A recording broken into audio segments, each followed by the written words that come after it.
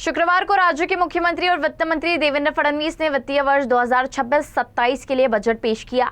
Budget में फडणवीस ने किसानों को बड़ी राहत देते हुए 2 लाख रुपए तक की कर्ज माफी का ऐलान किया।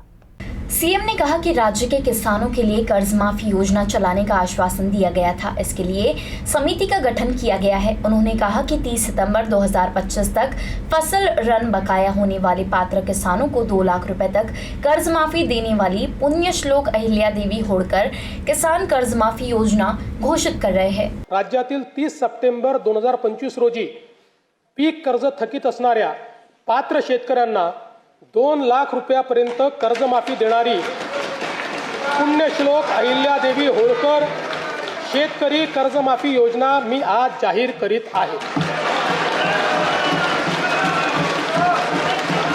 नानाभाऊ ऐकायचं एक मिनिट। राज्यातील 30 सप्टेंबर 2025 रोजी पीक कर्ज थकीत असणाऱ्या पात्र शेतकऱ्यांना 2 लाख रुपयापर्यंत कर्जमाफी देणारी पुण्यश्लोक अहिल्यादेवी होळकर शेतकरी कर्जमाफी योजना मी आज जाहीर करत आहे। हे शेतकरी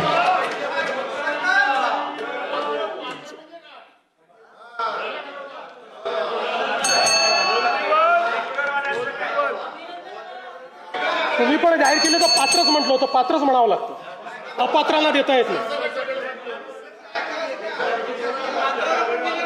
ऐका पुढे अजून संपलं नाहीये। अरे अजून संपलं नाही, थांबा रे बाबा, शांत बसा, शांत बसा।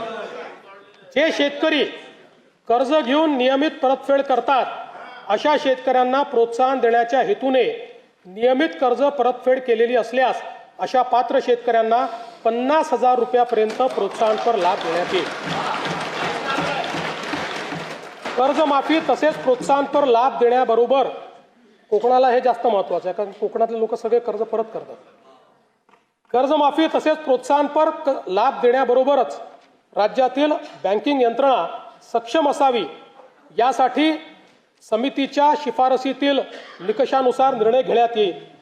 शेतकरी वारंवार कर्जबाजारी न होता त्याला कायमस्वरूपी कर्जमुक्त करण्याचा शासनाचा संकल्प असून याबाबत समितीच्या शिफारसी अनुसार दीर्घकालीन उपाययोजना करण्यात येत आहेत।